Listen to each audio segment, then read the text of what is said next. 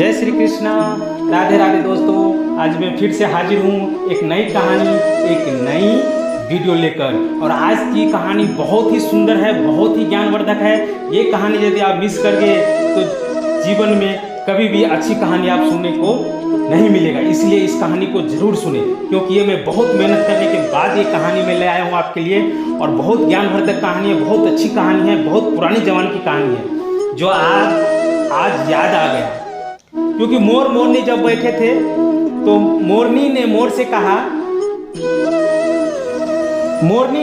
कहा, आज मेरे को दिल नहीं लग रहा, मन नहीं लग रहा, मन घबरा रहा है, क्यों ना आज आप मेरे को कहीं घुमा के ले आओ।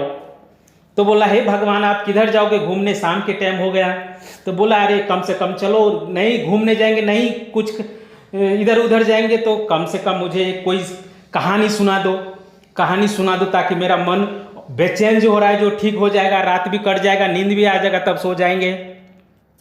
इतना जब मोर सुना तब बोला मोरनी से, ठीक है चलो हम कहानी शुरू करते हैं। दोस्तों, यदि आपको इस कहानी अच्छी लगे तो मेरे इस ज्ञान की बातें चैनल को लाइक, सब्सक्राइब और शेयर जरूर कर दीजिएगा। और घंटी को निशान को दबाना बिल्कुल नहीं भूलिएगा, क्योंकि मैं आप सबके लिए ही तो लाता हूँ ये अच्छी अच्छी कहानियाँ। तो भैया सुनिए आगे की कहानी क्या होता है। मोर कहता है मोरनी से, हे भगवान सुनो, एक गांव में एक परिवार रहता था। उसमें 4 आदमी था, माता पिता और भाई बहन, यानी कि माता पिता और बेटा बेटी उसके था। कुछ दिन में माता पिता स्वर्गवास हो गए, भाई बहन रह गए। भाई ने मेहनत करके बहन को शादी विवाह कर दिया। और पहले के ज़माना में नहीं गाड़ी था, नहीं घोड़ा था, नहीं गाड़ी था, नहीं बस था, नहीं ट्रक था। जाएगा तो जाएगा कैसे? पहले के ज़माने में घोड़ा, गधा और पैदल जाता था भैया, सब कहीं मिलने जाता था तो कहीं। इसीलिए भाई सोचता चलो मेरा बहन तो बहुत खुश है, बहुत अच्छे घर में शादी किया है, वो बहुत खुश होंगे, हम क्यों जाए मिलने, कभी तो जाएंगे मिलने। टाइम नहीं मिल रहा था तो नहीं जा रहा था। एक दिन के समय में जब बहन के किस्मत फूटता है तो नहीं बोलता है, किस्मत जब फूटता है तो बड़े बड़े अच्छे अच्छे घर नीचे आ जाता है, भीख मांगने पर मजबूर हो जाता है। जब भगवान देता है तो छप्पर फाड़ के लेता है, तो छप्पर फाड़ के इसी तरह उसकी बहन का किस्मत फूट गया और बहुत गरीब हो गया। और गरीब जब हो गया तब भाई को चिट्ठी लिखता था, भैया आप मेरे यहाँ आओ, मेरा दशा बहुत खराब है, मेरा समय साथ नहीं दे रहा है। इतना सुनते ही कम से कम मेरा भाई तो आएगा, कम से कम मेरा भाई तो साथ देगा। लेकिन जब घर पे चिट्ठी आता तो भाभी देखता चिट्ठी को तो चिट्ठी फाड़ के फेंक देता, चूल्ही में जला देता, लेकिन भाई को नहीं देता। क्योंकि उसको देंगे तो बोलेगा थोड़ा धन संपत्ति दो, थोड़ा पैसा दो, थोड़ा सोना रुपया दो, मैं बहन को दे आता हूँ। तब जब सब लुटा देगा तो मेरा बच्चा कैसे रहेगा, मैं कैसे रहूँगी, मेरा धन संपत्ति सब लुटा देगा, ऐसे अपने बहन को दे देकर। ये सोचकर उसकी पत्नी कुछ नहीं बोल रही थी अपनी पति से। जब एक दिन के समय में जब उसका बहन बहुत परेशान हो गया तो सोचा चलो क्यों ना हम अपने भैया से मिलके ही आ जाएं। और जब आया घर पे तो भाभी के प्रणाम किया, बोला भाभी भैया कहाँ है। लेकिन बोला भैया तो 1 महीने के लिए बाहर गया हुआ है, और वो कब ना जाने कब आएगा, 1 महीने में आएगा कि 2 महीने में आएगा। चलो भैया तो नहीं, हम अकेले हैं, घर में कुछ नहीं है। धान निकाला और धान सुखाने लगा। बोला आज सुखाएंगे, कल भी सुखाएंगे, और परसों उसमें से चावल निकाल के खिचड़ी बनाएंगे। इतना सुनते ही उसकी बहन यानी कि उसकी ननद भाभी जब बोला तो ननद की आंखों में आंसू हो गया। 7 दिन से तो मैं वैसे ही भूखा हूँ, और 3 दिन और रहूँगा तो मर ही जाऊँगा, क्यों ना घर पे ही जाऊँ, कोई ना कोई उपाय कर लूँगा। ये सोच के रास्ते से जा रहा था कि अपना खेत देखा, क्योंकि अपना खेत तो अपना होता है, समझ ही जाता है, पहचान ही लेता है। जब अपना खेत देखा उसमें हरे हरे मटर दिखे तो बोला क्यों ना थोड़ा सा तोड़ ले, और उस मटर को ले जाके कुछ दिन तो खाएंगे, कुछ दिन तो दिन निकलेगा। और मटर जैसे ही तोड़ने लगे, उधर थोड़ा से तोड़ा था कि उधर से संजोग बस उसका भाई देख लिया मेरे खेत में मटर तोड़ रहा है, और वो चिल्लाया अरे कौन मटर तोड़ रहा है। जब पास में आया तो अपना बहन को देखा, हालत देख के आंख में आंसू आ गए। देखते ही फटा पुराना कपड़ा, और ऐसा लग रहा था 1 महीने से कम खाना नहीं खाया है। हालत देख के बोला बहन ये कैसा, कम से कम तो चिट्ठी तो भेजता, कम से कम तार तो भेजती। तो बोला भैया मैं तो कम से कम 100 से भी ज़्यादा ऊपर तार भेजी, चिट्ठी लिख के भेजी, एक भी चिट्ठी का जवाब नहीं आया, इसलिए मैं आया आपके पास। वो भी भाभी बोला भैया तो बाहर गई हुई है तो मैं कैसे रहती, इसीलिए मैं सोच के आ गई। इतना सोचते बोला बहन तुम चिंता मत करो, ये पैसे लो, जो भी उसके संग में पैसे थे वो अपने बहन को दे दिया। बोला तुम जाओ बहन अपने घर पे, मैं कल तुम्हारे पास आता हूँ। और ये सोचकर जब घर आया तो बोला अरे अपने बीवी से, तुम्हारे घर पे बहुत दिन गए हुए हो गए, क्यों न हम आज जाके मिलाते सास ससुर से, तुम्हारे माता पिता से मिलना बहुत दिन हो गया, मिलाते हैं। तो बोला ठीक है हम कुछ बना देती हूँ और मम्मी पापा को दे देना। तो तब वो बोलता है अरे रास्ते में तो मेरा बहन का भी घर है, थोड़ा सा मेरे बहन के लिए भी बना दो। बोला अरे उतना नहीं है, बहन के पास कभी और जाना, पहले मेरे मम्मी पापा के से मिलाओ। और उसको लड्डू बना के दिया, पूरी बना के दिया और नए नए पकवान बना के दिया, मिठाइयाँ बना के दिया, बहुत सारे बना के दिया। बोला मेरे मम्मी के दे देना और रास्ते में नहीं खोलना, मेरे मम्मी को ही देना। जब वो गया बांध दिया, चल दिया अपने बहन के रास्ते में ससुराल। तो रास्ते में बहन के घर तो पड़ता ही था, अब ससुराल क्या जाएगा, रास्ते में क्या किया, एक बिरनी का छत्ता, मधुमक्खी का छत्ता, वो सब मधु जो निकाल रहा था उसको बोला एक मधुमक्खी का छत्ता मुझे दो। वो क्या किया, मधुमक्खी का छत्ता एक कपड़ा में बांध लिया और बांध के और लेके चल दिया। और जो मिठाइयाँ उठाइयाँ था वो अपने बहन के यहाँ दे दिया।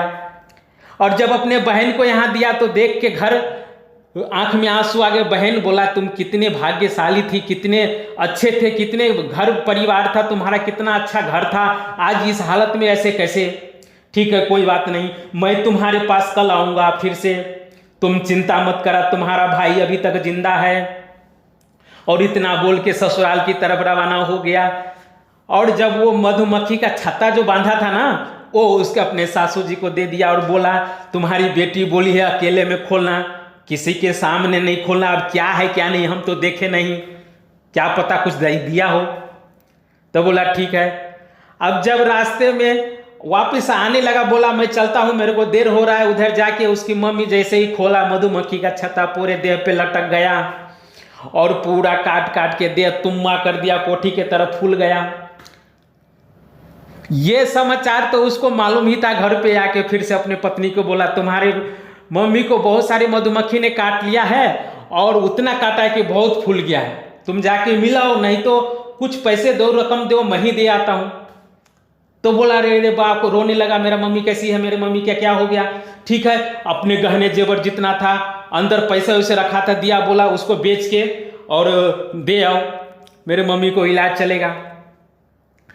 अब वो लड़का तो कुछ और ही सोच रहा था, उसका पति मन में मुस्कुरा रहा था, मन में लड्डू फूट रहा था, अरे तुम्हारे सासू का तुम्हारे माँ को क्या दूंगा, मैं अपने सासू को क्या दूंगा, तो मेरे बहन के घर जाएगी, मन ही सोच रहा था। और वैसा ही किया। रास्ते में क्या किया, लकड़ियाँ खरीदे, बांस खरीदे, सब बैलगाड़ी पे लाद लिए, क्योंकि पहले जमाने में तो ट्रक नहीं था भैया, नहीं बड़े बड़े कुछ थे जिस पे लाद के ले जाएगा। पहले टायर बैल थे, 2 बैल लगाते थे और टायर को खींचते थे, 5-5 टायर कर लिए, उस पे लकड़ी बांस सब खरपतवार सब डाल दिए और लेके बहन के यहाँ गया और बहन को अच्छा से घर बना दिया, सुंदर घर बना दिया। बोला और थोड़ा जितना पैसे बचे थे दे दिए, बोला तुम बहन अब खुशी से रहो, कोई चीज़ का टेंशन नहीं, यदि कुछ होगा मैं तू मत आना, मैं तुम्हें हर महीने आके देखते रहूँगा, तुम्हें कोई चीज़ का तकलीफ नहीं होगा।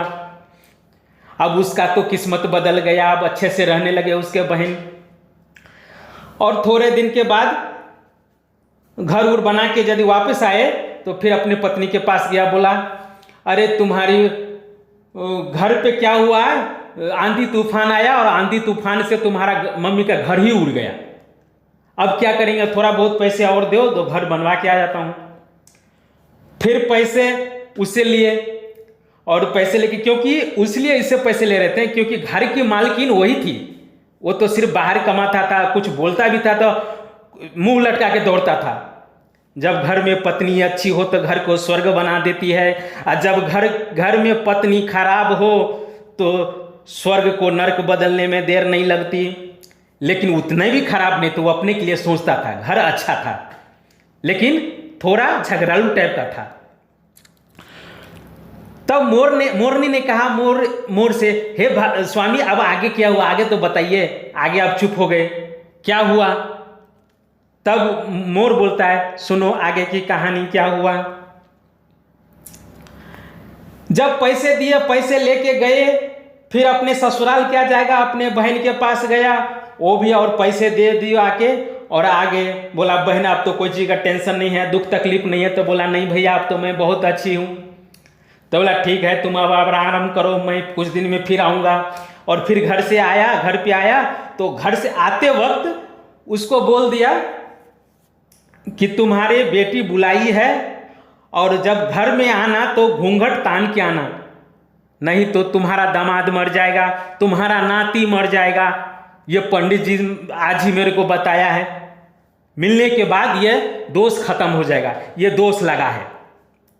तो बोला ठीक है मैं आऊँगी। अब वो जब घर पे आया तो फिर पत्नी से बोलता है, अरे तुम्हारी माँ आने वाली है, तो बोली है मेरे को लेने आओ, फिर मैं जाता हूँ लेने। तो अपने भाई बहन के लिए, भाभी के लिए लड्डू बनाती है, लड्डू के अंदर सोने का सिक्का सब डाल देती है। पूरियाँ पहले बनाती थी, पूरी के अंदर सोने के सिक्का भर भर के दे दिया, और बोला लो मेरे मम्मी को दे देना, मेरे जब तक मेरे भाई बहन खाएगा और मम्मी जब तक इधर रहेगी तब तक।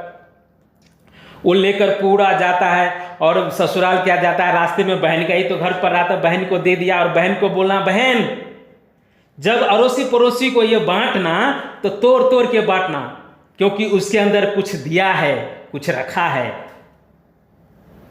तो बोला ठीक है भैया।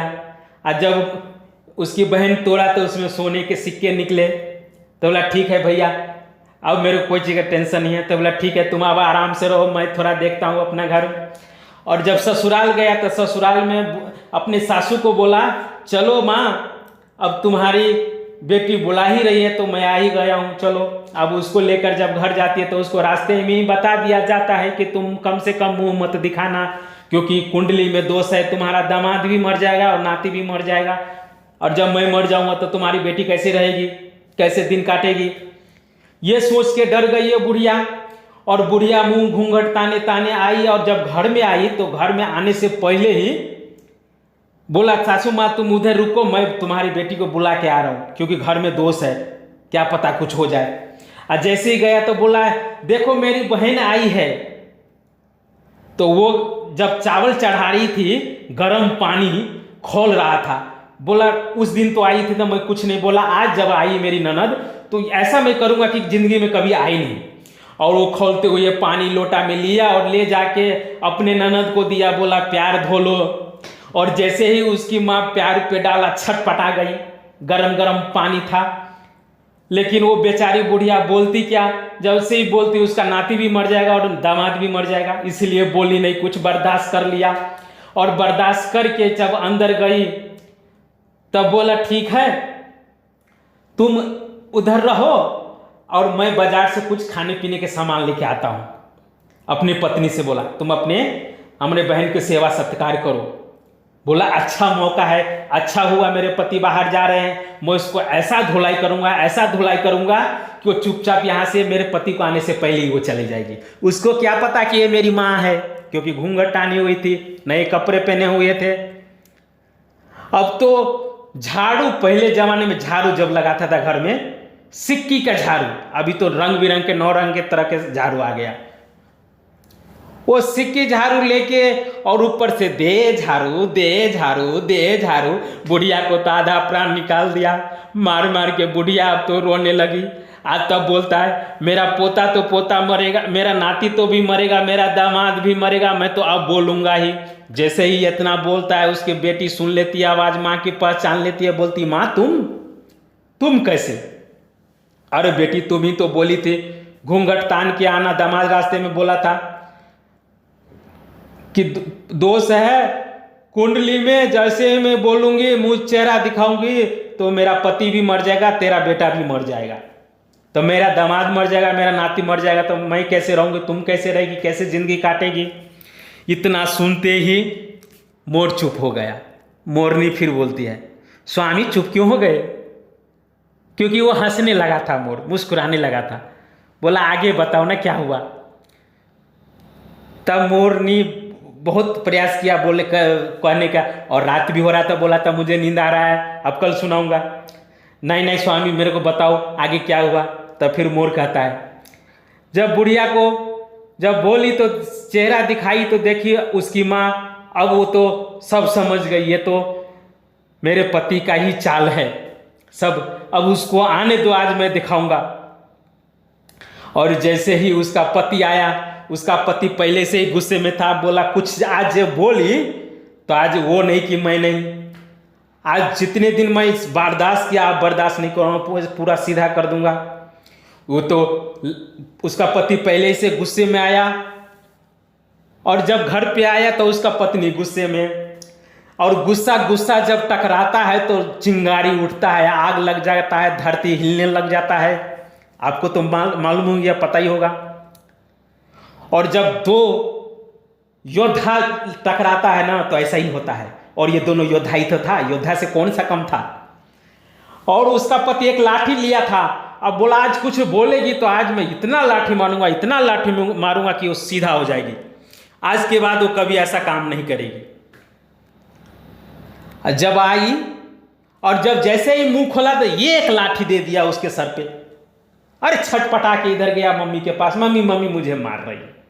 अरे तुमने ऐसा क्या किया जो तुझे मार रही है? तूने आज तक सुधर के रहती तो आज तक मेरा ऐसा दशा नहीं होता।